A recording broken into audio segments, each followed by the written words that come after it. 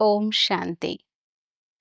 ఈరోజుటి మురళి తారీఖు జనవరి 29, 2026. శివ భగవాను వాచ. మధురమైన పిల్లలు, మీ మధురమైన తండ్రిని స్మృతి చేసినట్లయితే మీరు సతోప్రధాన దేవతలుగా అవుతారు. పూర్తి ఆధారమంతా స్మృతి యాత్రపైనే ఉంది. ప్రశ్న: ఎలాగైతే తండ్రి ఆకర్షణ పిల్లలకు కలుగుతుందో అలా ఏ పిల్లల ఆకర్షణ సర్వులకు కలుగుతుంది? జవాబు: పుష్పాలుగా అయిన పిల్లలు అందరినీ ఆకర్షిస్తారు. వారు చిన్న పిల్లల సమానం పుష్పాల వలె ఉంటారు. వారికి వికారాల గురించి తెలియదు కనుక వారు అందరినీ ఆకర్షిస్తారు. అలా పిల్లలైన మీరు కూడా ఎప్పుడైతే పుష్పాలుగా పవిత్రులుగా అవుతారో అప్పుడు మీపై అందరికీ ఆకర్షణ కలుగుతుంది. మీలో వికారాల ముళ్ళు ఏవీ ఉండరాదు. అచ్చా, మధురాతి మధురమైన అపురూపమైన పిల్లలకు మాత్పిత బాప్దాదాల ప్రియ స్మృతులు మరియు గుడ్ మార్నింగ్. ఆత్మిక పిల్లలకు ఆత్మిక తండ్రి నమస్తే. ధారణ కొరకు ముఖ్య సారం. ఫస్ట్ పాయింట్: సుఖధామానికి వెళ్లేందుకు సుఖదాతలుగా అవ్వాలి. అందరి దుఃఖాన్ని హరించి సుఖాన్ని ఇవ్వాలి. ఇప్పుడు దుఃఖమునిచ్చే వారిగా ముళ్ళుగా అవ్వరాదు.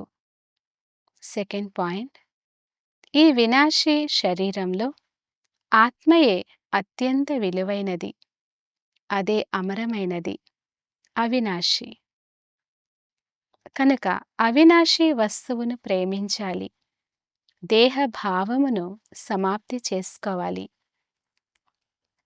వరదానము: మీ అనాది ఆది స్వరూపం యొక్క స్మృతి ద్వారా నిర్బంధనులుగా తయారయ్యే మరజీవాభవ.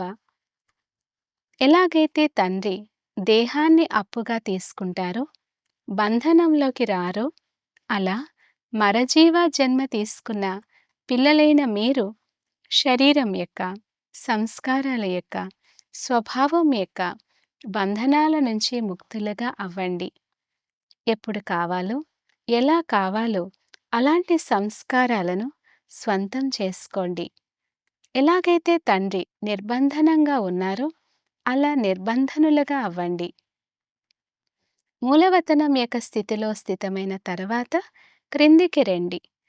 తమ అనాది ఆది స్వరూపం యొక్క స్మృతిలో ఉండండి. అవతరించిన ఆత్మగా భావించి కర్మలు చేస్తే ఇతరులు కూడా మిమ్మల్ని ఫాలో చేస్తారు. స్లోగన్: స్మృతి యొక్క వృత్తి ద్వారా వాయుమండలాన్ని శక్తివంతంగా చేయడమే మనసా సేవ. అవ్యక్త సూచన: ఈ అవ్యక్త మాసంలో బంధనముక్తులుగా ఉండి జీవన్ముక్త స్థితిని అనుభవం చేయండి. ఎంతవరకు ఎలాంటి ఆకర్షణ ఉన్నా, అది సంకల్ప రూపంలో ఉన్నా, సంబంధ రూపంలో ఉన్నా, సంపర్క రూపంలో ఉన్నా, మీలోని ఏదైనా విశేషత వైపు ఉన్నా, ఏ ఆకర్షణైనా సరే అది బంధనయుక్తంగా చేసేస్తుంది. ఈ ఆకర్షణ అశరీరిగా కానివ్వదు. అంతేకాక వారు ఇతరులను విశ్వ కళ్యాణకారులుగా కూడా చేయలేరు. అందువలన మొదట స్వయం ఆకర్షణ ముక్తులుగా అవ్వండి. అప్పుడు విశ్వానికి ముక్తి మరియు జీవన్ముక్తి వారసత్వాన్ని ఇప్పించగలరు. అచ్చా, ఓం శాంతి.